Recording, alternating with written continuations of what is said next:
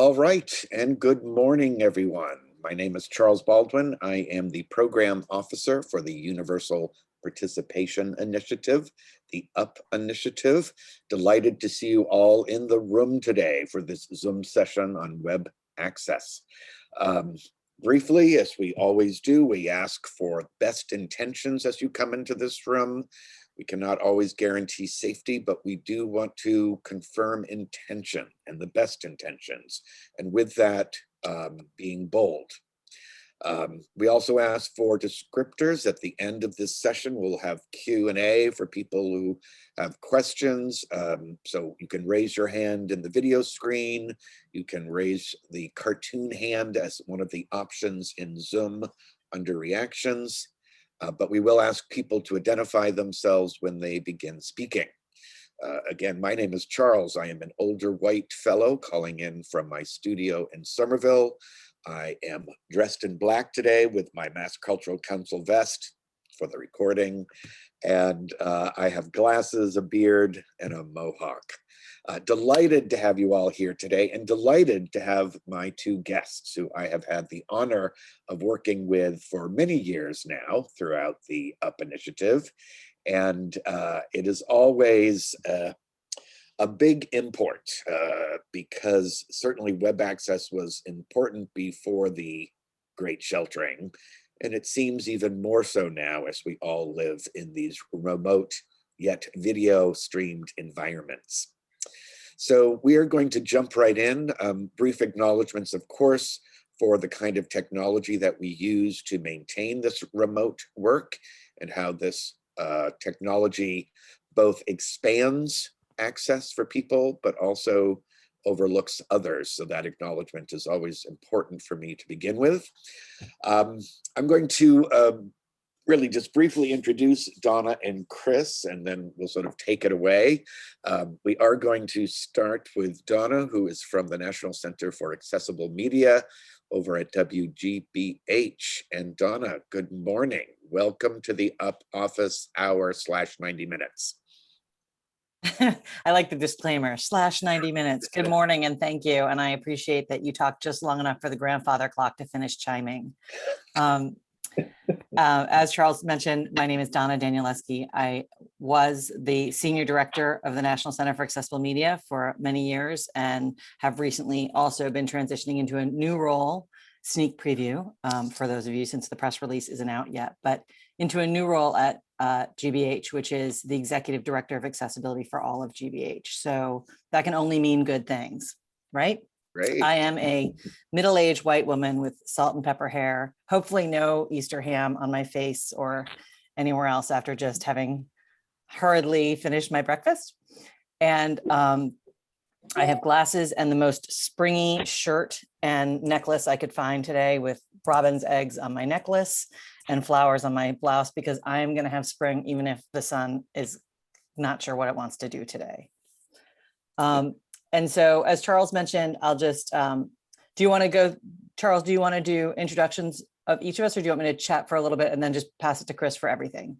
Yeah, chat for a little bit. I have a couple of questions and then we're just good. Launch into Chris. And for the people in the room, we're not going to have time to have everyone introduce themselves. You can certainly put that in the chat to let us know who you are, where you're from. So that goes into the transcript.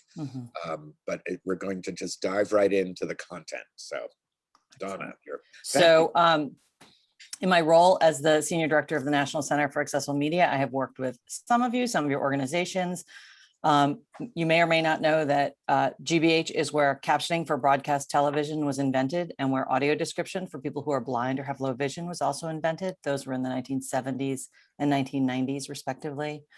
And as a follow-on to the pioneering technology and that kind of work, the National Center for Accessible Media, my unit, was formed in the early 90s with an eye toward seeing where else media was appearing, where people with disabilities might be left behind. So, you know, in the early days, you can imagine in the early 90s, that was the rise of the internet and personal computers. And now, of course, it's everything. It's streaming, it's mobile, it's tablets, it's accessing content on your Peloton screen, on your smart appliances, on seatback displays on the airplane and on kiosks anywhere you are. So we work with clients large and small and all manner of hardware and software to ensure that it's usable as possible by people with disabilities. And that's both content and platform. So we consult with colleges and universities and educational publishers and arts organizations and retail organizations and sports organizations, businesses of all types, to help make sure that people can shop, donate, look at art, buy tickets, do all the things that people want to do online, that everybody could do online. And we've been doing that for a long time, and that work continues. And my relationship, Charles and I have worked together for a long time in various ways with regard to access to arts and art organizations in the Commonwealth. And in particular for this engagement, what we do at NCAM is we have done sort of work on brief reviews, website reviews for participating organizations in the Learning Network, and provide brief feedback, a short, sort of a 2 to 3 page bulleted outline or synopsis of some places where access can be improved on your website. And so those are underway, and those will be delivered before the middle of May. And some of the typical findings that we see, which to be honest, are usually common across sites. They're the same kinds of issues that people deal with. Chris will be covering in part of his talk today, because he has it goes nicely with the flow of his project to sort of address that as well. So I think that is it for me. If there's questions as we move through, I'm happy to answer them. And Charles, you said you had some particular questions. Well, and particularly for, thinking about the cultural crowd, 2 questions were coming to mind this morning as I was prepping for this. One is, do you see, I sort of made an offhand comment about the before times, and of course now with so much more life happening on the video, do you find that there is a greater response to accessibility in the virtual landscape now? I think what has been, not to say like, what's the plus side of COVID, but there is a plus in the sense that more people are talking about this and thinking about this.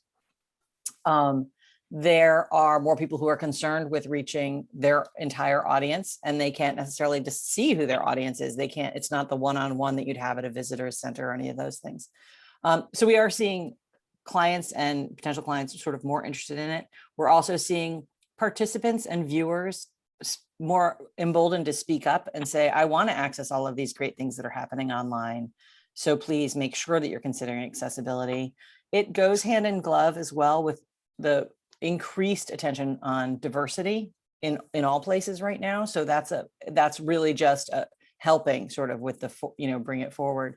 But we're also hearing, and it's maybe true at many of your organizations, we're hearing from cultural organizations that they are getting greater eyeballs on what they're doing with these virtual experiences. I recently participated in something at the Acton Discovery Museum, and it was a speaker series event, and there were participants from all over the country. And they said, we're never going to let go now of doing things virtually. We will also do things in person, but we may continue to do online events because we now have this audience that we couldn't reach before and who have an interest in what we do. So we're definitely seeing it on both sides, participants and planners. And my second question is a little bit more sensitive, and some of it harkens back to often what might drive people from an institution to come to a class or a session on access.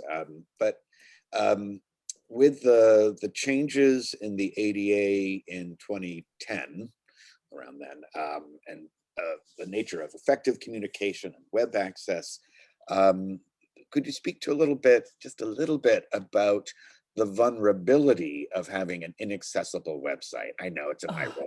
It has become a really large part of our job. What Charles is referencing there is that about 5 or 6 years ago, we really saw this explosion in website complaints and lawsuits around website inaccessibility. Many are real and valid, and some are questionable in nature, but it doesn't matter. At the end of the day, they're happening, they're out there, and people are paying much more attention to minimizing their risk. And this doesn't need to be 100% ironclad, totally accessible website. You need to think about minimizing your risk, ensuring that you're listening to people who say, you know, can you help me get better access to your site?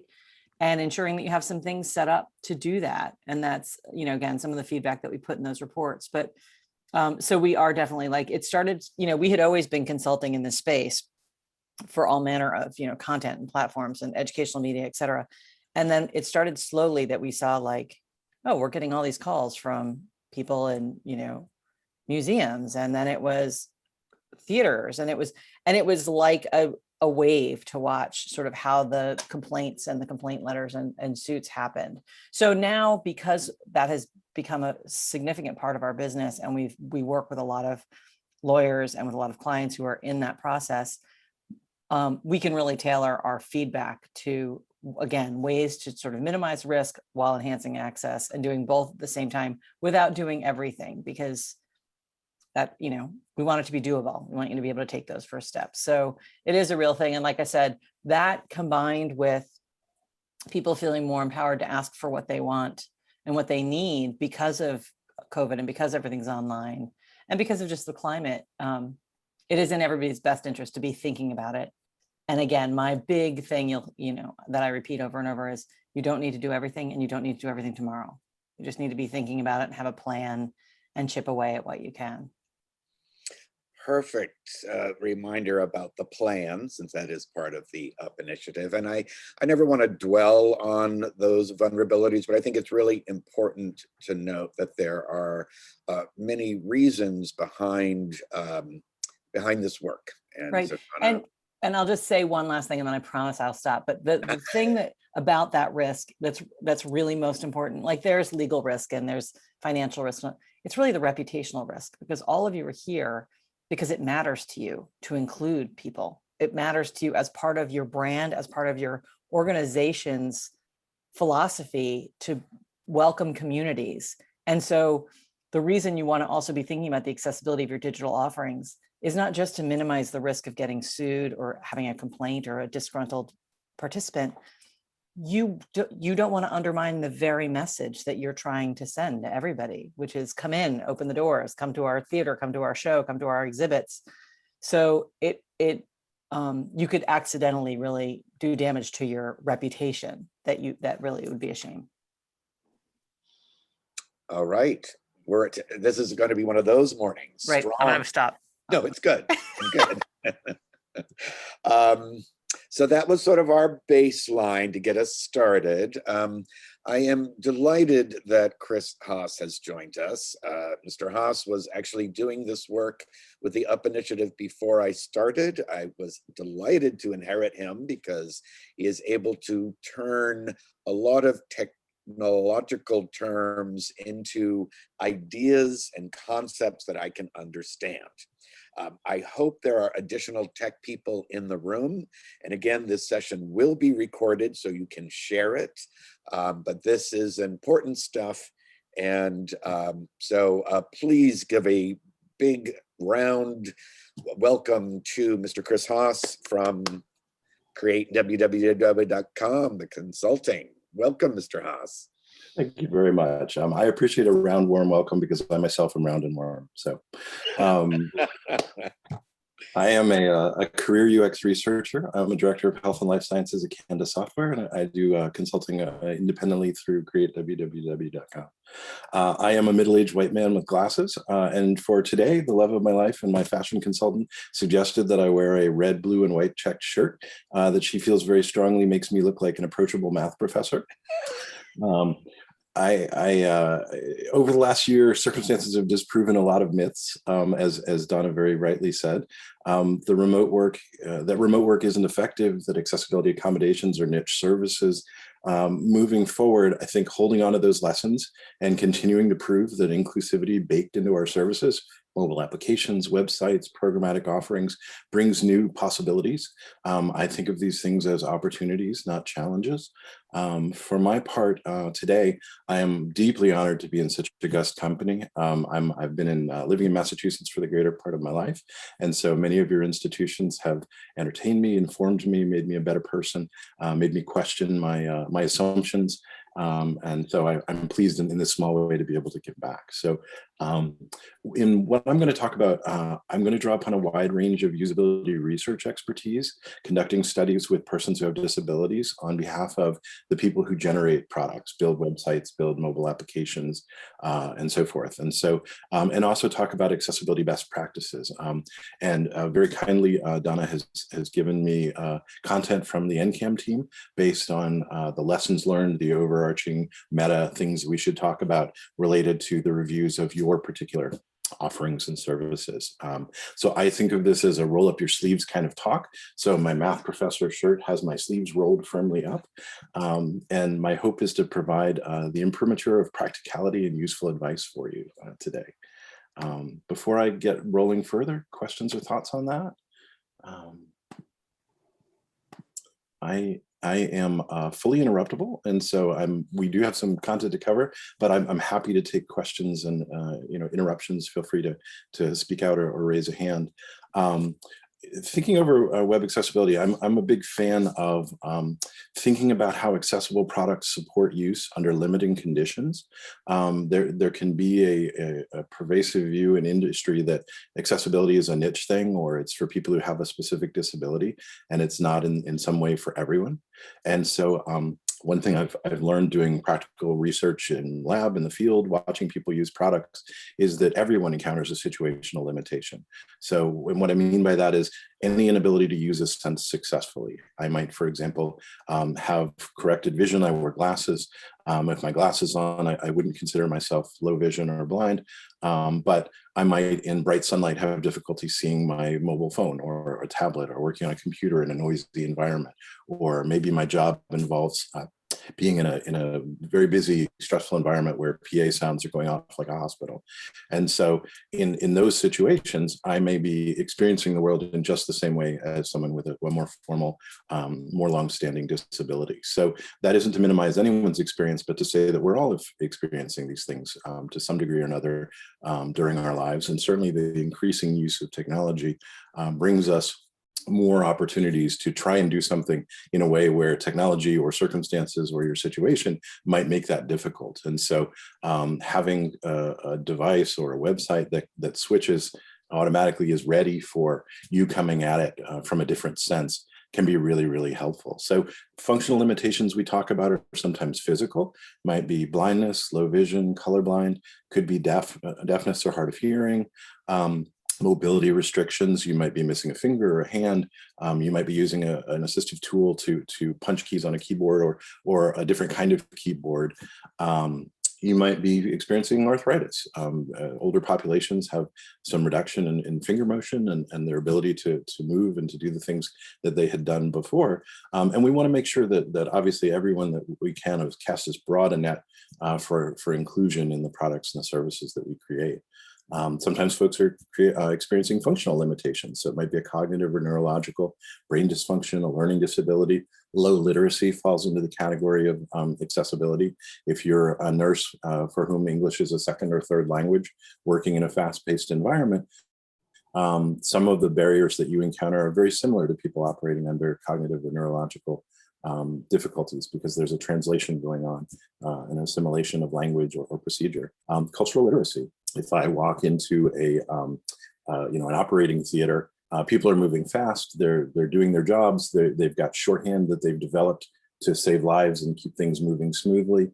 And so, being aware of any particular group, if you're putting on a show, hopefully before opening night, your crew is getting it, and your director knows where everybody is, and the tech cues are all flowing like water, and everything just seems like it's on rails. Everybody knows their part, and they're able to deal with problems coming up. That sort of cultural literacy, if I were to walk into that unassisted, I might, or unintroduced, I might make some assumptions about how that all works.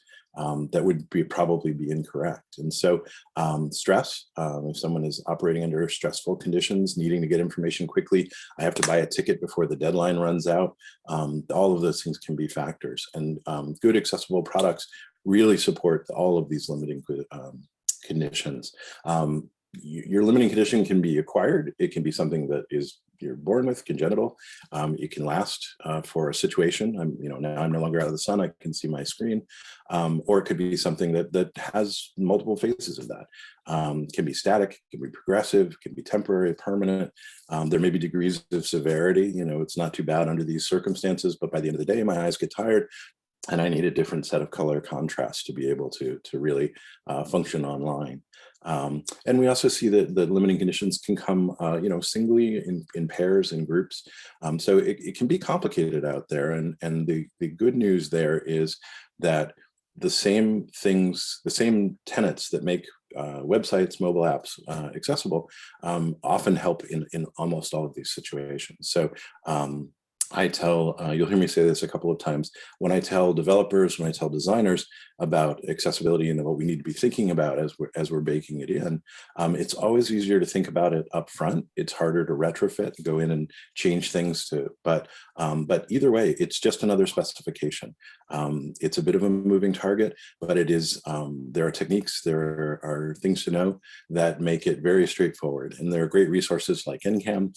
There are great resources like the World Wide Web Consortium's Web Accessibility Guidelines and the WAY team, who are constantly putting out good information on the practicality of how do we do this. So a lot of what I'm going to show today are tips and tricks. And in fact, we won't have time to go through it all today, but this slide deck is yours when we're finished. And it has 70 or 80 slides of specific practical advice broken out by some disability categories, but also types of interventions and effects, things you should think about. So you will get that to walk away with after this, and hopefully that will be helpful. And I'm also available for questions and follow-up as well. So when we talk about accessibility, there's generally a couple of camps. One is, we do this because it's the right and moral thing to do. Sorry, I have two frisky cats in my house that are in the process of destroying it. So if you hear destructive sounds, I believe I'm safe.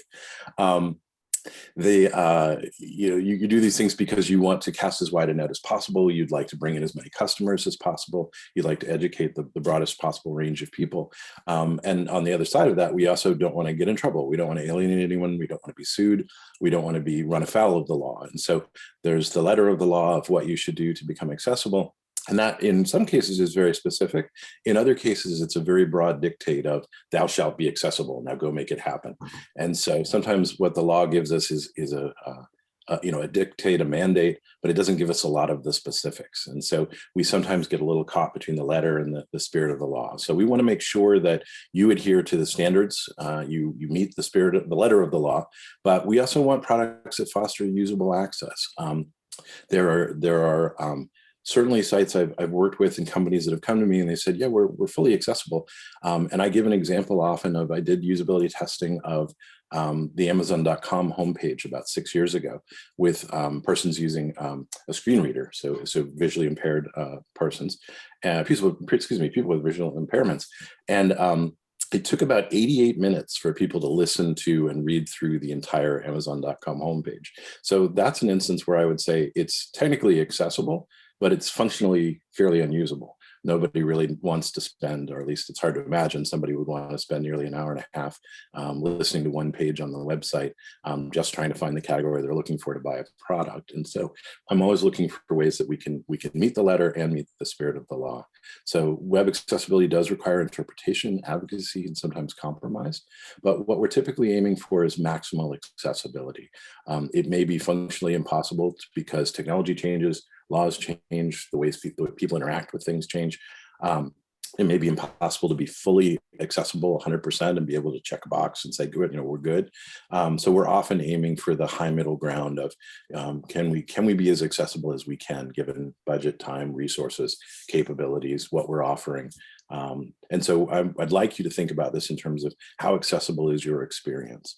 Is it possible for people to buy tickets to your show or to your event or your institution? Yes. And then how is that experience? Can it be done in roughly the same amount of time for all audiences? And if not, why? And what may we do about that? So I also think we have a moral and professional responsibility. Accessible design fosters inclusion, which broadens outreach and empowers individuals. Inclusive products enhance productivity, conversion, loyalty, reduces error, increases safety, increases profits, and it supports more harmonious outcomes. And not by coincidence, my picture for the background of this slide is a big tent. And we want to invite as many people in for good reasons and for good experiences as we can. Probably I hope this is not new to you. I hope it doesn't sound pedantic.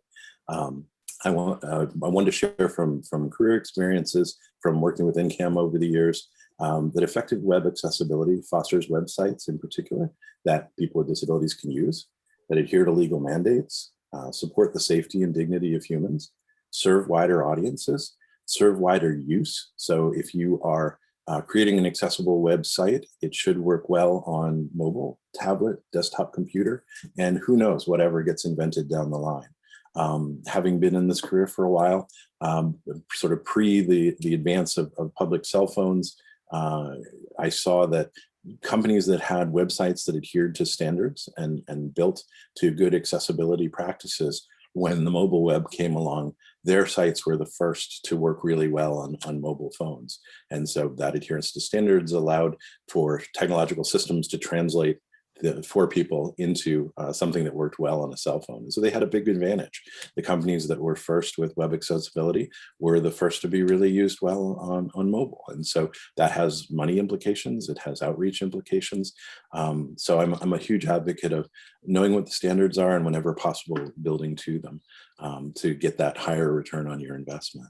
An investment could be money, could be time. I think of situational and functional limitations as having some requirements to address. Identifying your target audiences. The three questions that I think companies really fail to ask is, what are we doing and why? Who are we doing this for? Who are the audiences that we're talking about? Is it just the community? Is it an age range? Is it a range of technological experiences? And then also, what will success look like for us? Is it broader numbers, more money, fewer calls to tech support, fewer hours of yours spent trying to figure out what this coding thing is? And so designing and coding for assistive technologies is helpful. User testing, you, by virtue of your experiences, know far too much about your target audience to truly, completely unbiased, in an unbiased manner, assess, how easy is this thing to use. Often websites are built as reflections of the hierarchy in the organization that put them together. And so as an outside user who's unfamiliar with that hierarchy, sometimes we get lost. If I'm going to a hospital site, trying to make an appointment with a cardiologist, do I need to know that the cardiology department falls under a particular heart care unit that's a subset of a different department? Or can I just go in and put heart into the search engine and have it come up with some helpful suggestions for me of who I might be looking for? A lot of my examples here are medical. I hope that's not irrelevant. I have a good background in doing things in the medical arena. But it's an easy example of often where things are done in a very complex way, in a very confusing way. And it takes a little time to straighten out the usability of some of those offerings. So for you, strategies that support the widest possible range of users, operating in the widest possible range of environments is a good working definition of what we're trying to reach. How do you achieve that? Design and content consistency. It can be as simple as, do all of our pages have headings on them? Are all our pages organized? Is the content organized uniformly across the site? Are we doing things vastly different in one part than another part without having a really good rationale for why that's happening? And adherence to established and emerging standards. Accessibility was a bit of the Wild West 10 years ago. There are a lot more knowns nowadays, and more folks, more resources to help you. And of course, the internet is a treasure trove of good and unwanted advice along the way.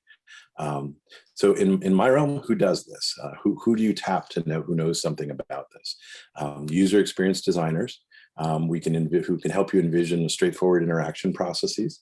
Think holistically about the workflows of how people might move through your site, your mobile app, your experience. Providing graceful fallbacks to complex interactions. Making your site accessible does not mean dumbing it down. It doesn't mean taking complex interactions and having to turn them into something wholly different. It's often thinking very carefully about, are we making each part of the process as understandable and accessible as it can be to a variety of assistive technologies for a variety of operating conditions. And I'll get specific about that very shortly. We want to make sure that users can easily interact with the site. A lot of accessibility can be usability. Again, if it's technically possible to access, but it's really a pain to work through, then that for me is not functionally accessible. Visual designers, when you're putting together graphics and illustrations and the visual aesthetic of your product, your website, your service, understanding color blindness, understanding visual contrast. There are a lot of free tools now that you can tap into that will assess the graphics that you've created or the graphics that you're using and give you an accessibility readout of, we think these colors together are not a great combination, try using these, and so forth. User experience researchers like myself conducting an unbiased usability test of a product with people who are intended to use it gives us a lot of information. And you can do formal usability testing in a lab or in the field with researchers in a formal plan, or sometimes you can sit down with somebody in non-COVID times or remotely in COVID times and say, could you share your screen and just go through, try and buy a ticket on our website, try and get some information on this workshop, and let me just observe you quietly and see how your experience goes. And that can often be incredibly illuminating for highlighting things that, because you know so much about it, you thought, oh, we're pretty straightforward, but other folks without that insider baseball knowledge might find difficult to use. So recommendations that come from user experience researchers are very helpful and can give unbiased feedback to product teams, business leaders, and so forth. Developers, very often we have somebody that we're turning to who's building a site, whether it's a single consultant, a consulting group, a team of folks, or just somebody you call at 5 o'clock on a Friday night and say, I think the site is down. So in those cases, envisioning what's possible today and tomorrow is really helpful. Someone who is keeping abreast of the advances in coding and programming technique, creating well-structured HTML. I mentioned having components to the code that runs your website, that runs your mobile app, be well documented, be well organized, be consistent in the ways that it approaches page to page layout, content presentation, and so forth. Usually, most often through HTML, cascading style sheets, and JavaScript. All of that is helpful to contributing towards, and essential for contributing towards a very accessible web product. Providing ways for assistive technology users to easily navigate or skip content. And I have some examples of that coming up. And implementing complex interactions that are accessible. Again, you don't have to dumb down your site, but you might provide an alternate mechanism, or you might provide a very well-described mechanism for making sure that people can do what they need to do on the site. So my advice, obviously, you all have experienced designers, visual designers, researchers, and developers at your beck and call, and I encourage you to use them. Now I understand it's probably you, that you have a lot on your plates, you have a lot going on. And my hope here is, if it's you, to give you some practical advice and tips for what to do. And also, if it's not you, to give you some language and a baseline of understanding so that you can talk to other folks about it. You can ask some questions, drop some buzzwords, and get some feedback. And my big caveat on all of this is since accessibility is a moving target, this is the best advice we could put together for today. It'll probably change a little bit over time, but one of the things that is both heartening and disheartening, we've been doing this for a number of years, and Donna and her team at NCAM have been reviewing cohorts sites every year for the folks that are running through this amazing program.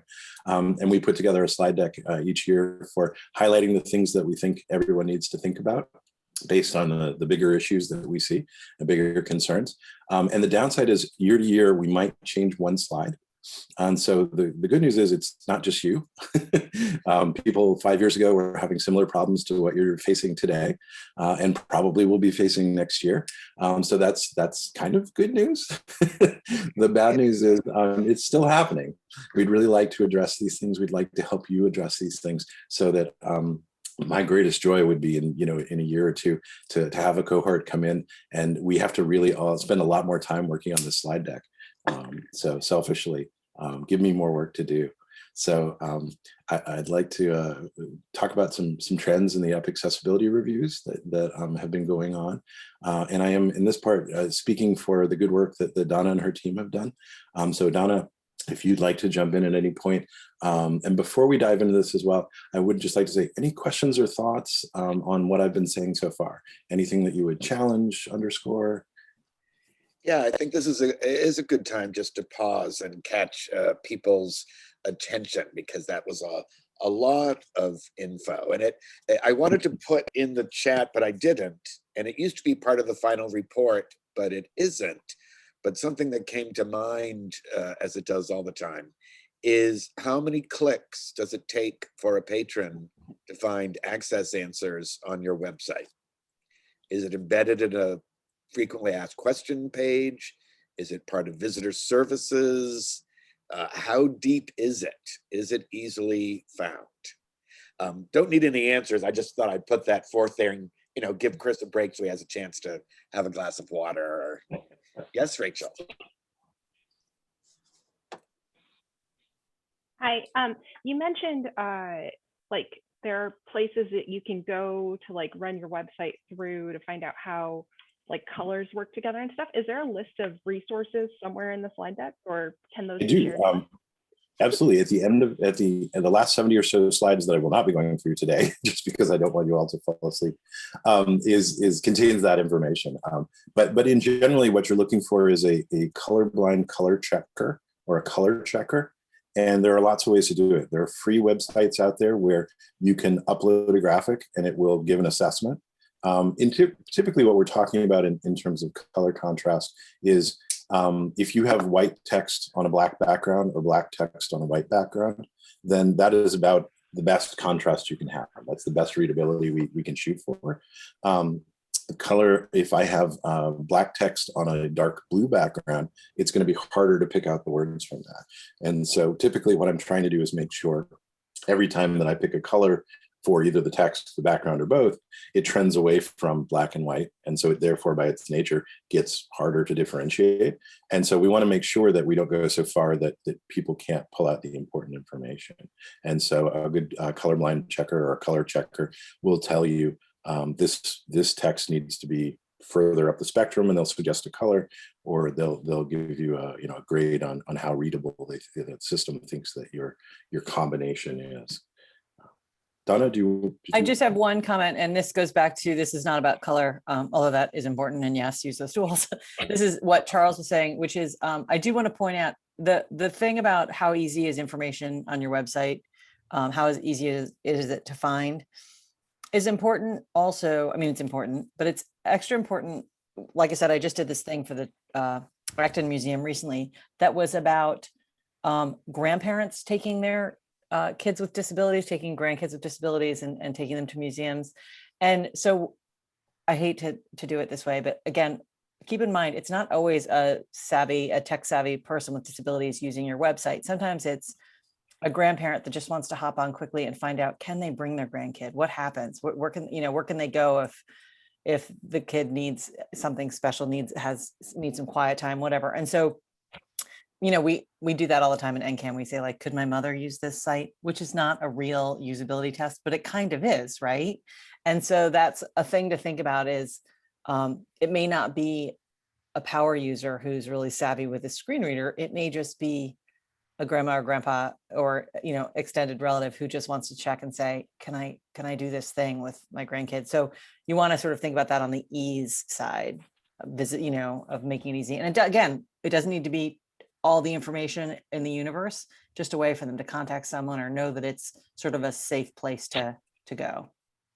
And if that grandfather is standing in line holding the hand of a child that is really fractious and wants to go into the museum and get started, and they're trying to find the tickets on their phone with one hand, that's a stressful situation. It's a time limitation.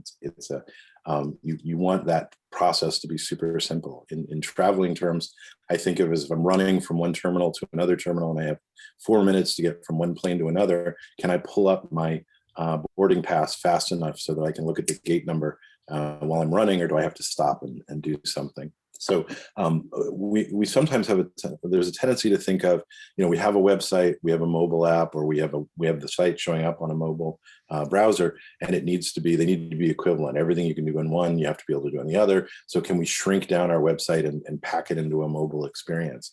It tends to be better, more profitable if you can think about it as what are the experiences that people are likely to want to have on mobile versus the experiences that they might have. I might need to just get a ticket really quickly, or I might need to reference where my seat is, versus now if I have a computer in front of me, maybe I want to fine tune my preferences and show selections for the coming year. But thinking about those as, which are the priority things that might need to show up for mobile, versus having a broader range of things that I could do on a desktop. So I'm going to, and I know, and again, for everyone who is in this room, this could be, and has in the past, been an all-day session. And here we are, shrinking it to 90 minutes so that it's an edible version online. And so we know that Chris is not going to get through everything, which is why the slide deck will be open. He's available for questions. I'm available for questions, although I don't really know too much, as is Donna. But I did want to give Stuart a chance to ask his questions. I know he's about to jump off at 10. And rather than waiting for the end, I invite Stuart to jump in and ask them while we've got Chris on the line here. Thanks. And if they're in the deck, just say they're in the deck. But I just wondered three things. Are there particular CMSs or platforms that you recommend that are inherently better for starting from a point of accessibility? 2, if you could help demystify alt text versus title text tags. And then it was the question of, is there, how can we, as a matter of course, while we're building content, test screen reader usability ourselves? Well, so let me take these in reverse chronological order here. So testing screen reader accessibility, I don't recommend that yourself. I think you should find someone who is a native user of it, or an inexperienced user of it, an experienced user of it. Those are probably different people, but we ourselves are not members of the target audience. The example I give is years and years ago, I was gearing up for my first test of a product with people who use screen readers regularly. And so a month ahead, I got a copy of JAWS, I installed it on my computer, I turned my monitor off, and I got facile with navigating and doing things. And I was feeling pretty proud of myself. And in the first session, my first participant sat down and said, "Do you mind if I adjust a few things?" And I said, "Oh, go right ahead." And they immediately turned the speed of the voice up to 300 words per minute, which sounded to me like an incomprehensible blur of text. And then they were doing keyboard shortcuts that pulled up menus that I just had never encountered. And so the ability with a screen reader, for example, to have it pull up just the headlines on a page or just the links on a page and read those off to you is a good way of shortcutting to jump from page to page. And so it became painfully immediately obvious to me that as proud as I was of what I had learned, I was not the target audience, and what I knew was nothing. So I really, particularly when you're trying to understand how your offering interacts with an assistive technology, if you yourself are not a member of that audience, I would be very careful about the conclusions that you can draw. Now, having said that, Donna, I don't want to put you on the spot, but you do testing for this internally, providing heuristic evaluations of how well something will work with a screen reader. And so for a group, my answer is always go to the target audience, but you have some folks internally who are able to do a heuristic review of how well something holds up against a screen reader. Would you contradict or augment what I'm saying? What I would say is we do in NCAM, we do testing. We do testing using experts who've been doing this for 25 to 30 years, as well as people with disabilities. And we do some training. We provide some training for folks who are interested in doing a little bit of testing as they go, or at least hearing. I don't think, to Chris's point, I think there's a very significant learning curve in becoming a screen reader user. And there's assumptions you don't even realize sort of you're making as if you're a sighted user. But that being said, if you're using a Mac, I mean, any Apple device at all has VoiceOver built into it. NCAM helped Apple create VoiceOver, the screen reader for the Mac. You can turn that on your phone, whatever, just to be hearing it, just to get familiar with it. If your JAWS is costly, it's worth investing in if you have users who are going to use it. But in NCAM periodically, we tell people, if you want to play with JAWS a little bit and see what it's like, you can do a test. There's a demo, I think it runs for 15 or 20 minutes, then kicks you out and you have to start it over again. Again, I don't recommend that to be your testing experience. I do recommend it when you want to hear how a certain thing will sound or play out, because and know that, just to complicate things further, all the major screen readers, JAWS, NVDA, and VoiceOver, all operate differently, all give different results, and also play differently with different browsers. So thus making it 25 times more complicated, right? Like when we test with all of them. But if you just want to hear sort of how would a screen reader read this number, read the way this is rendered, that's a useful thing to do. That's a useful thing to know. But for real testing, I absolutely encourage going to the experts who can also train you and your groups to do some self-testing as you go as well. And thank you, Donna. That's also a good segue into automated testing tools. There are sites out there where you can plug in your website's URL and it will give you an assessment of how accessible you are. They always look for mechanical things like, do you have any images that aren't provided with an alt tag? Are there, they'll give you back some letter of the law type stuff. There's this thing on your website, it's not doing this other thing that we expect you to do. And that's helpful, but I strongly discourage people from just doing automated testing. The automated testing is helpful to dial you in on your programming and your coding, but that doesn't include the human element. And the most recent Web Accessibility Initiative guidelines suggest strongly, and in fact some cases require, that you do testing with real people and real equipment, using their own assistive technology whenever possible, because the automated stuff doesn't give you the human side of things, and that's very important. Right, and to your point, Chris, and actually, Stuart, what you had mentioned, a good example of that is in an automated test, an automated test tool may be able to tell you that there is alt text in the alt text field. It cannot tell you if it is of any quality. So that's not terribly useful, right? So the room for false positives and false negatives is a little bit dangerous. To your other points, like that's a good segue into alt text versus title text. So alt text, when I roll over an image with my mouse on a desktop environment, so there's a graphic, there's a photo on my slide right now. I have a nice stock photography shot of a pair of glasses sitting on a book. If I encountered this on a website and I rolled over it, I would hope that text would appear or would pop up visually and would be able to be read out to a screen reader that would say stock photo image of a pair of glasses sitting across an open book, something along those lines. And that gives, in this case, that would be sort of a nice to have description of the aesthetics of the site.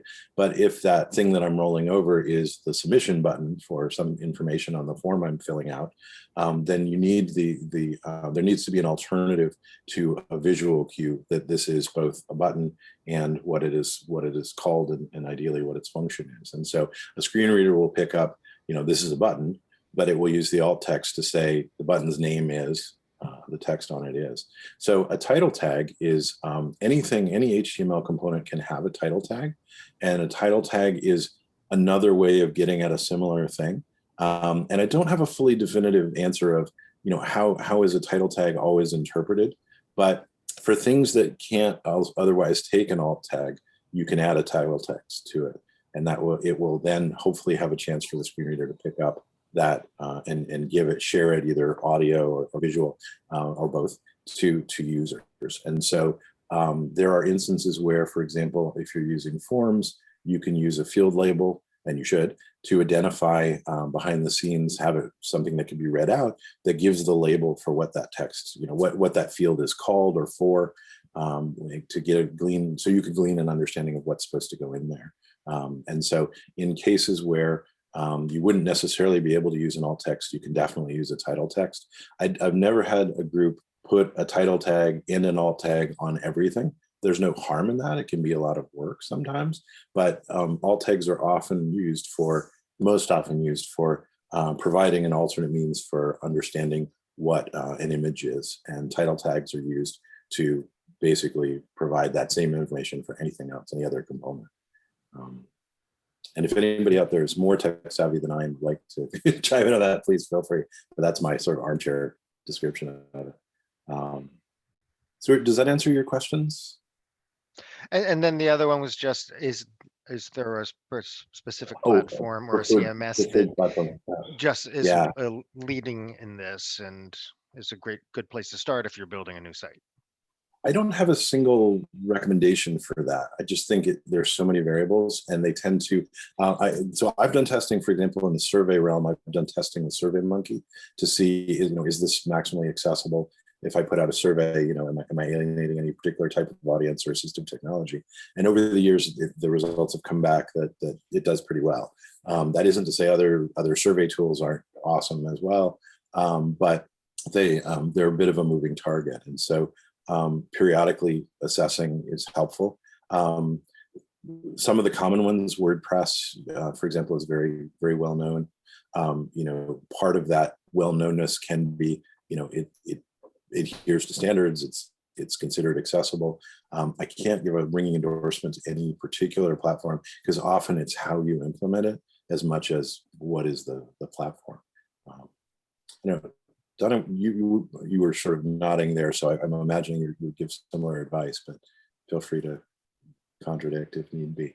Yeah, unfortunately, I don't have a good sense of that. But what I do tend to do is I will, attend a Boston accessibility meetup, or start just talking to people informally, or put out a survey to say, hey, how are these things doing nowadays? Are there any that people are leaning towards, and why? Just to keep a pulse out on what's going on out there. Plus, and I was nodding, I just couldn't find my mute button fast enough because my screen moved. Yes, I agree. And the other thing that I would encourage, I just put in the chat some links to some image description resources created by NCAM and by the W3C that are reliable and really useful. The other thing that I would encourage folks to do, and I still do it, and my team still does it, is sign up for every free webinar about accessibility you can. I mean, a lot of folks are out there offering them, and get on sort of those mailing lists. I find them really useful because it's an easy way, it's a cheap way. It's to both learn some things, hear about new developments, but also hear what's going on currently in the field and what other folks are using or how they've problem solved. Some of it's not useful, but like I said, it's free. A lot of them are recorded. It's one of the benefits as well of this pandemic period, where there's a lot of people doing some really great stuff online that gives you a little bit of professional development for free or on the cheap. Excellent DIY effort. I know there are probably more questions, but I'm going to have Chris jump back into his presentation. It's just about 10, so for folks who have to leave, again, we will be sharing this recording with you, but I wanted to get a little Q&A time in before we go on. Leslie, I know you had a question, but I'm going to wait till a little bit further down the session. All right, back to you, Mr. Haas. Thank you very much. I was just trying to address Leslie's comment. To folks who are working with a focused budget, it can be tough to, I can't afford to go out and do a lot of usability testing, or, need somebody to code my website. It's one of the big things that we talk about for the UP program of how do we support you sustainably longer term and point you towards solutions. One of the things we've been noodling on is there are a number of volunteer organizations, particularly in the greater Boston area and nationally as well, that offer opportunities for developers to come together for good purposes, for social good. And so Code for Boston, Girl Develop It, there's a number of engineering-based groups where people who code or program or design during the day want to do something for the social good at night, and so they'll come together and take on projects or work with groups that have a specific need. And so we've been talking about how we have inroads to a couple of those organizations. We haven't got anything solid to offer, but that is a source of a place you might take a look. And Hannah, thank you so much for your comment there. It's wonderful to see you here. And in answer to your question, your comment, yes, absolutely. It's we never want to be retrofitting things. It's better to do it first up front if you can. And so thinking about accessibility and baking it in is just infinitely easier than having to fix it later. So if anybody you're consulting with or talking to says, let's worry about that later, don't let them get away with that. Hold their feet to the fire and say, no, let's bake it in from the start. Because it can be just as simple as I'm coding something and I'm putting in an image and I add the alt text right there, or I call somebody and I say, you want to describe this as, and we talk about it for a minute and then we move on, versus months down the line having someone get lost or complain. So common trends and things that we saw. It's vital, it's very helpful, it's vital to support device independent control. It's easy to fall back on thinking that everyone uses a mouse or everyone is comfortable or facile with a trackpad. And so we want to make sure that if you didn't have access to a mouse, if you aren't able to use a trackpad, could you do things through multiple input modes? And so that could be keyboard only. So an interesting way to test your site is, can you take away your mouse, set it aside, and can you accomplish things using only the keyboard? Can you tab to where you need to go and put in information effectively? There are also keyboard alternatives. There are a lot of them out there. Sticky keys software. If I have a mobility impairment where doing a Command C or to copy, I can't do, for example, if I couldn't do 2 keyboard presses at the same time, sticky keys would allow me to push the first one, then push the second one and have it execute, just as if I had pushed both at the same time. So there are specialized mice, there are trackballs, there are foot pedals, eye movement and blink control. People sometimes are using a pointer stick where they're using the stick to poke keys, or a blow tube to move through a series of options. Increasingly, voice control is more. My mom talks to her Apple TV all the time through the remote control, and find me Poirot, and so that's increasingly being used as the technology proliferates. The number of Alexas and Google Homes that are out there now is getting more prolific, and it would be an interesting exercise to see if I could use an Alexa, for example, to buy a ticket to go to an event or get information about a show from one particular one of your sites. Switches, non-standard keyboards. Myself, I broke my wrist years ago, and one of my wrists doesn't turn very well. So a split keyboard is always easier for me. And so the number of times I have to reach out to grab a mouse is significant to me because it causes me wrist pain. And so keeping in mind all of these things as you're designing, tab order in particular in designs is very, very helpful. Bypass mechanisms. We want to provide users a method to skip over groups of repetitive navigational links. So for example, if I were listening to this HP website page from your, I would start at the top, and if I were listening with a screen reader, it would move down through the entire navigation on the left-hand side before jumping over to the middle every time I tabbed, moving one step closer. If I were looking to get camera information, I might have to listen to 30, 40 different links that I don't need every time I got to a new page to get to the content in the middle. So providing a skip link that allows me to just hit a keyboard key or a keyboard combo to jump right to the main content of a site is very, very helpful. And it's a simple change, but an important one. So navigation flow, if you're not sure, is based on code structure. So in the HTML code that runs your website, it runs from top to bottom, and that's the way that the browsers typically read it. And so the tabs that you might hit to move from place to place in the website, option to option, happen in the order that they're coded. So in this example of an HP website with a left-hand navigation, top horizontal navigation, and a section in the middle with information on cameras, if I were to hit tab from arriving on the page, I would tab through the top navigation, boom, boom, boom, boom, boom. I have about 20 clicks in, 11 clicks in, I would then get to the vertical navigation, and that would be up to 30 clicks of the tab key. And then I would keep tabbing. By the time I got to the middle area, I might have had to hit the tab key 36 times. And so keeping in mind that navigation is based on code structure, we want to minimize the amount of difficulty people have getting to the good content that you're providing. And tab order is something that you can set and can control. One thing that we often see is inconsistent use of headings. On your page, you have the ability to semantically identify. You can use a heading tag to say, this is the title of this page, this is the heading of this page. And search engines typically use those headings to index the structure and also to contextualize your web pages. So if someone's looking for upcoming events in the arts world, then it can categorize your text and say, oh wait, this seems relevant, and add it to it. So also users tend to skim your pages by their headings. So it's important to use headings to show document structure. So in this example on the left, there's a German newspaper. And I picked German just because not everyone speaks German.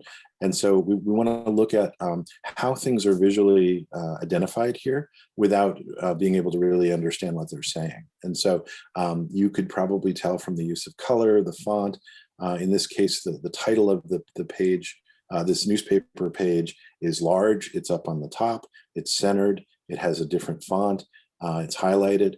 And then as you scan down this page, you'll see visually, if you're able to, that certain headlines are in bolder color and they're bigger. And so they're treated differently. And just from being able to see how it's treated, you get a sense of which are the things that they think are most important. This headline that starts with Gesundheit is presumably something they think is really eye-catching and important. That's their number one thing. To the right of it, there's something that's a little bit smaller, not as bold, but still bigger than the other things on the page. And so we start to get a sense of how important it is by how it's emphasized. If I were listening to this in a screen reader, I would hope that each of these had an associated heading tag, so that the Gesundheit article might be a heading 1. Right next to it, this Frankreich article might be heading 2. And so that way, when that's brought up in an alternate format, I still get the emphasis, even though I'm missing the visual emphasis. I'm still getting an understanding of this is among the most important information on the page as far as they're concerned.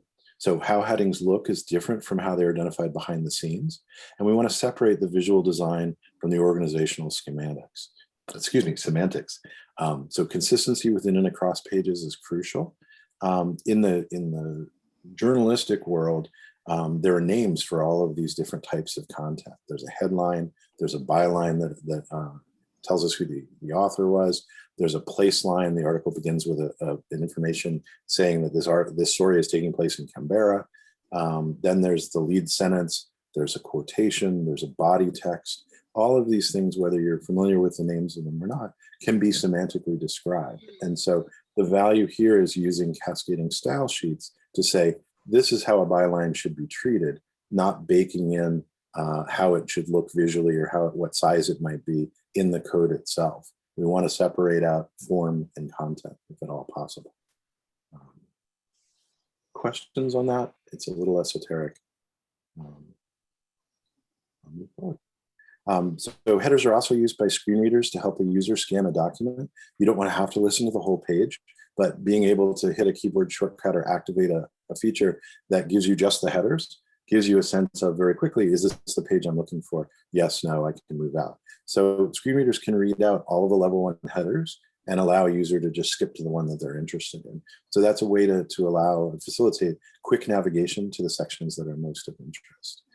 So how we code these things, how we identify the text, the type of text that we're putting in can be really, really helpful. One of the most basic bits of accessibility advice is images. Images should be accompanied by text equivalents or by code that indicates the image should be ignored by assistive technology, such as a screen reader.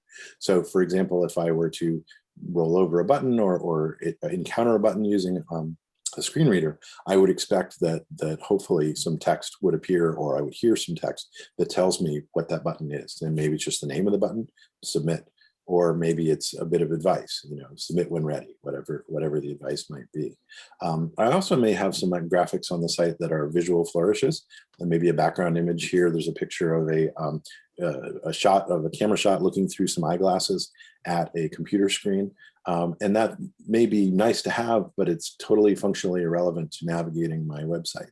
And so I might actually just use the alt text to put in one space there or hide it from a screen reader, because it isn't necessary to accomplishing something. So there we want to balance getting a sense of the aesthetics of the site and feeling a part of that versus just really getting me to the heart of the interaction so that I can move on. So don't use file names for your alt text. If I roll over an image with my mouse and it says image 508-A, then that isn't helpful for anybody. So, and again, an automated screen reader would say, success, you have achieved alt text. Well, unfortunately, you've achieved unhelpful alt text. And so that's where having a human involved in the process can be helpful. So a brief description of your image, it might just be, photo of sunshine, or a photo of the sun, or it could be, a more detailed description of something to really catch the importance of why it's here and what it's indicating. And if you use images as text without alt text, that's effectively invisible. So sometimes a designer has, designs up something really beautiful. On the newspaper example we saw, they had a pretty specific font, an artful font for the name of the newspaper. But if I turned that into a graphic and didn't provide any sort of alt text, no screen reader would be able to parse it. And so you don't want to hide things that are important inside images themselves. Chris, just pause for a second. Chris Wilson, please. the ICA, has, I think, a good question that a lot of people will respond to, which is the idea of the non-pertinent visual not having alt text. Her question is, you're saying it's okay to put in a blank space for alt text that's not important to the info on the page. Chris, you're here, yes? Hello. Oh, hi. Yes, that was just my question. I'm not sure I understood you correctly. Are you saying that if an image isn't really relevant to the information on the page, you can just put in a blank space for the alt text? You can, and you can, ideally, there are a couple of ways that you can hide it, and we have some advice later in the slide deck for basically just setting it up so that a screen reader will skip it, and it won't get read out. And so again, it's a choice of, do I want people to sort of understand the aesthetics we're trying to create, or maybe in the middle of a checkout process, you have a nice picture that is, a smiling person next to the fields that you fill in to put in your credit card information, but that's not essential to the transaction. And so you can effectively hide that from a screen reader. And there are a couple of ways to do it. I just put a link in the chat for use of null alt for decorative images. Awesome. This is life-changing. Thank you. It's always a difficult thing to tell when we're telling clients, because we have to say, although your photos are beautiful, they might not be important. And it's like, that's always a sensitive conversation. But yeah, if you read there's some guidance from the World Wide Web Consortium about how to handle that. Fantastic. Thank you. Great. Thanks, Thank you. Donna. I just didn't want that to get lost in the shuffle. Thank you, Charles. You're doing awesome. So not to belabor the point, but just an example of on screen, I have a sample image tag with alt text and without. So there's an image of a storm cell dramatically forming on the Midwest of the United States over a couple of trees with a car going by. And if I don't have any text at all, so what you're seeing on screen here is the code for the image tag. There's a bit of an, where's this located on my server, but no alt text. And so if I wasn't able to see that image for any reason, I would just get a little broken GIF icon. So I would get no value out of that. Whereas if I provide an alternative tag where I have the same thing that we had before, but I add alt equals, quote, picture of a supercell storm, quote, then that would enable a picture to show up. I'm sorry, text to show up in lieu of that picture. So if the picture couldn't load at all, it would say picture of a supercell storm instead of a broken GIF. And if I rolled over it, I would get a pop-up that says picture of a supercell storm. So alt text, super helpful. And it's often one of the sort of low-hanging fruit of accessibility. Here's an example of an image that has been created to, shows the word celebrate with confetti all around it. It's very artful, it's very pretty. It would be very hard to create that in actual text. So it really has to be an image. But if it doesn't show up and I can't see it, or I'm using a screen reader, I am not going to know. It's just going to say there's an image here. And I have no idea that the word celebrate is in it. And so if I add the alt text again, if I roll over it, if it's read to me, it would speak celebrate. And I would know, oh, okay, that's, it's sort of a non-essential graphic, but it's getting something across. Or maybe that graphic is indicating the header of the page that I'm in, the section that I'm in. And it's very important for me to know that, this is all about the celebration versus some other section. Animated elements, we want to make sure that the users can control any animated elements on a page, including anything that automatically crawls, scrolls, or moves around. And ideally, please don't use page animations that can't be stopped. We're all a bit inundated with memes these days, and if somebody texts me a happy picture of a bunny rabbit jumping up and down saying, "Yay, you did it," that's going to be on my screen repeating itself over and over and over again until the heat death of the universe. And so ideally, I'd be able to click on that and say, "Okay, I get it, stop." Just keep an eye on animated elements. It's nice if they cycle once or twice, but then they stop. If you have what's called a hero graphic on a website where there's a big image and then it switches after a couple seconds and shows another image, you see it oftentimes on news sites. The speed that's happening is very important. Can somebody click on something? Can they read through it? Can they listen through it before it moves off really quickly? So here's an example of a hero graphic. There's an image here of a web page with a large section devoted at the top for basically headline stories. And so it comes up with one set of images and text, and then it cycles, spins, or moves to the left, and another one appears. And you've probably experienced a site where that happens so fast that oh, that sounds interesting, and you go to click on it and it's gone. Or you're having to zero in on a tiny little graphic under the picture to go back a page. And so we want to minimize those experiences, those negative experiences, by thinking holistically about how fast are these things going to move? What does it sound like when someone's listening to it and it shifts to another one? How are they going to navigate that very easily and effectively? Those are the top things that we saw, and in particular Donna's group saw. So I'd love to open this up to more questions. And again, for the nuts and bolts, I have probably an excessive amount of slides after this that I will give you that break down each of the key sort of high level techniques and tricks with specific either code or advice on how to use it.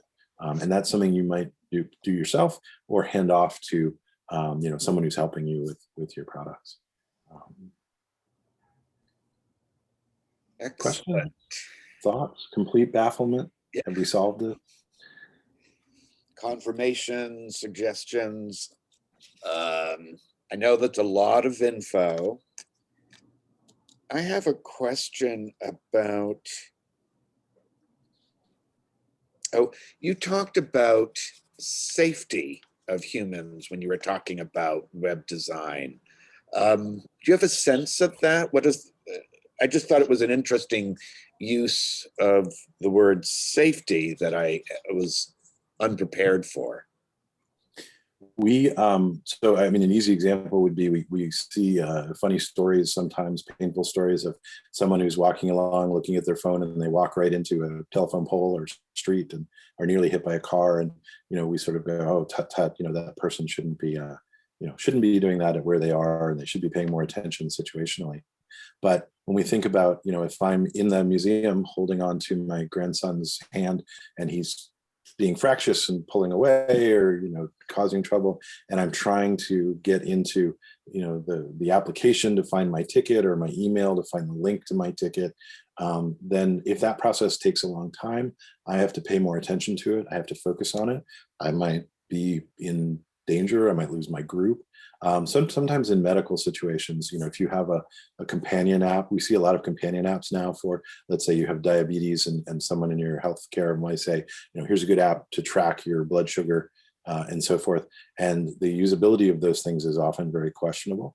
And so if I'm tracking my blood sugar and I'm not able to see that, hey, I'm heading in a dangerous progression, or I'm starting to feel lightheaded and I'm having trouble locating the trend line of where I might be or the number of who I might call, those things can affect safety. And so we don't typically think of someone, planning a visit to a museum as being in danger. But if you know that you are going to be visiting with a child with autism, you need to make sure that you understand what your experience will be like to be able to keep them safe.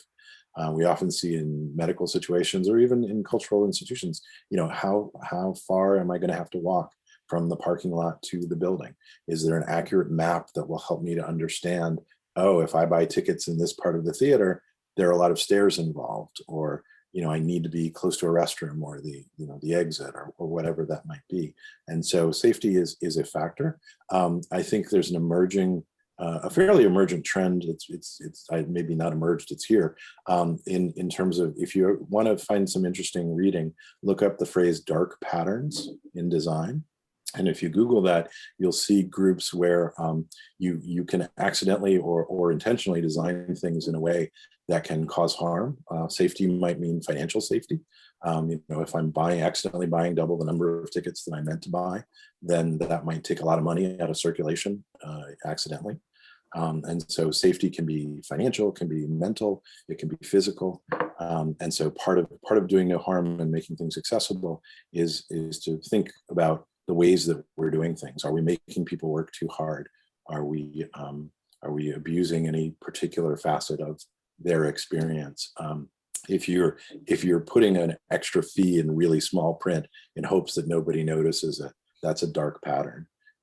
If you're accidentally subscribing someone to something when they think they're doing something once, that's a dark pattern. Forcing someone to accept your marketing emails in order to get the thing that they're looking for, that's a dark pattern. So that's really where safety comes into play. And again, can be physical, can be mental, can be digital. Does that help? It does. Donna? I have one that is so, I see there's a knitter amongst us because someone pointed it out already in the chat group. There's a huge one that's been going on social media if you're a knitter and you use the site Ravelry, which is an online database of many millions of users. A recent site update that they did back in the summer has been linked to causing seizures.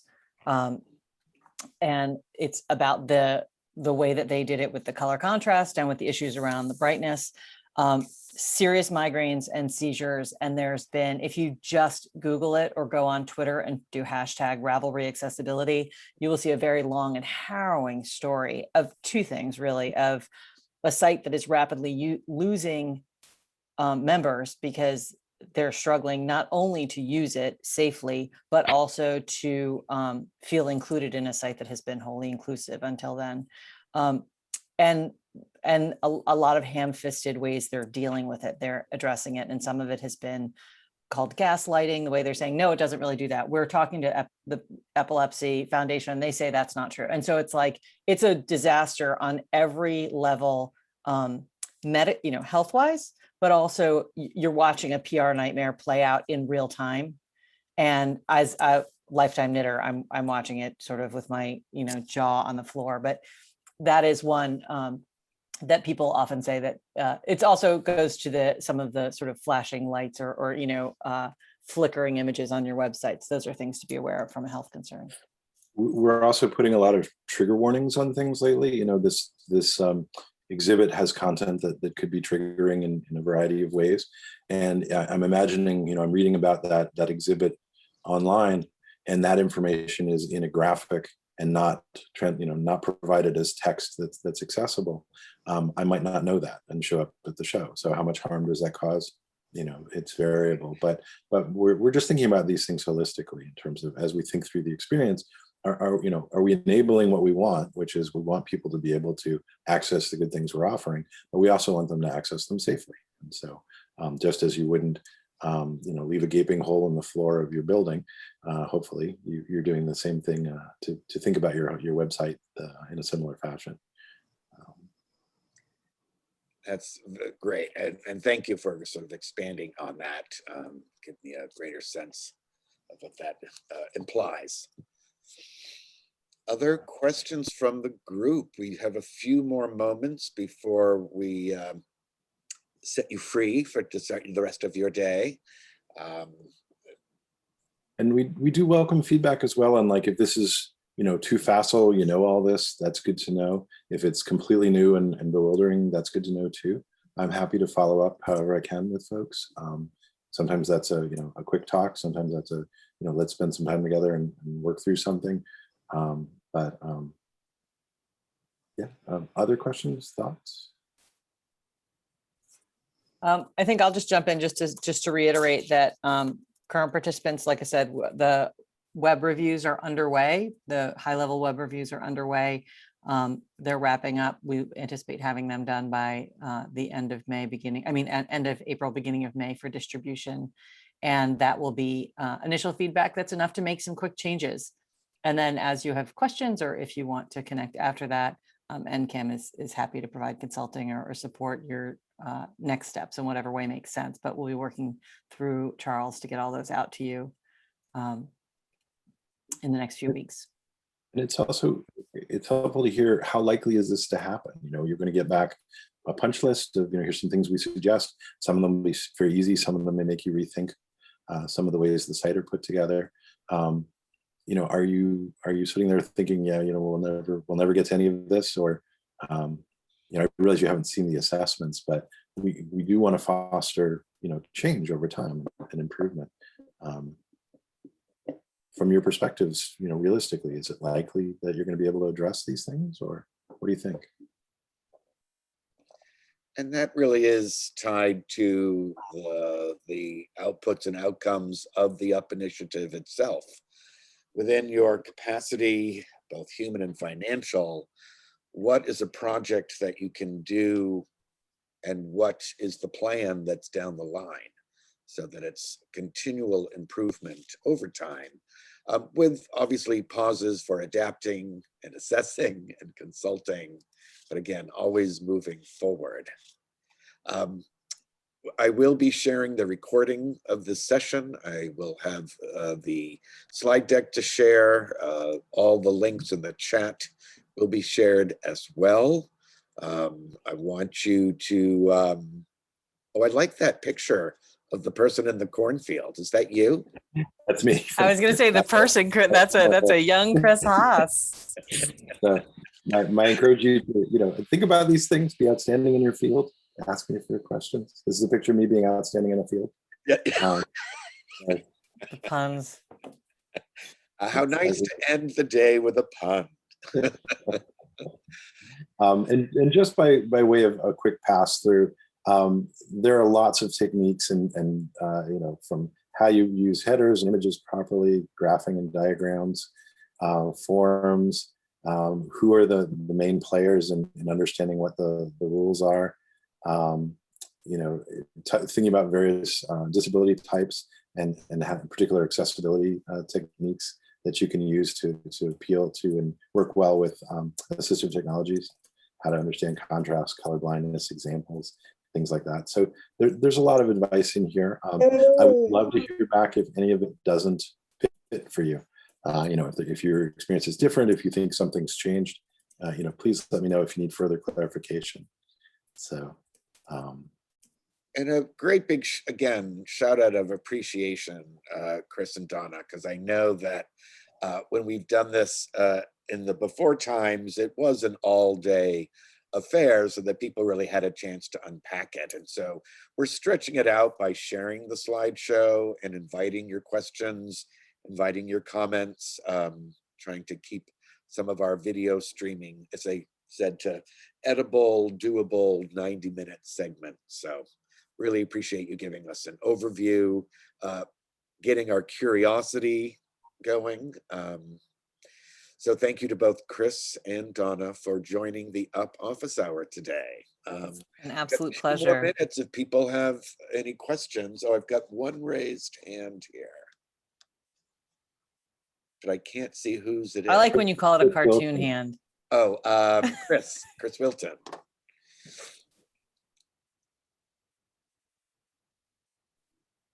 Hey, Chris. Hand raised, Chris. Thank you. It was You're very just welcome. a cheer. Just a cheer, not bad, not bad. Thank you. And you all, none of this is intended to sound overly critical. You're all doing great work, and we just want to help elevate your work in every direction we can. And so thank you so much. It's an honor to be here. Thank you, Charles, for inviting me. Oh, I just think it's really fun. I think it's really fun and wonderful to hear what you're all thinking about and what challenges you're facing and however we can help. And again, if you could hear one thing today, you don't need to do everything tomorrow. You just need to start with baby steps. Do the easy stuff first. That counts.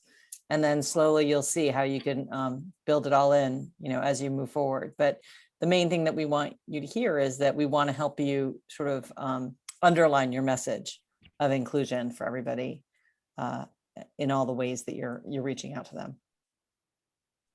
Excellent. That, I think, is a great way to wrap up this 90-minute Up office hour. Again, thank you, Chris. Thank you, Donna, for joining us. Thank you to all of you who are in the room this morning, and appreciate your spending the time with us.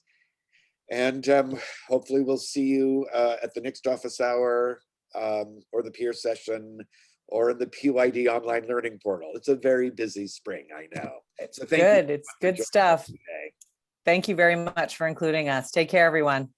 Thank you. Thank you. Thank you so much, Chris. Thank you, Donna. A pleasure. Bye.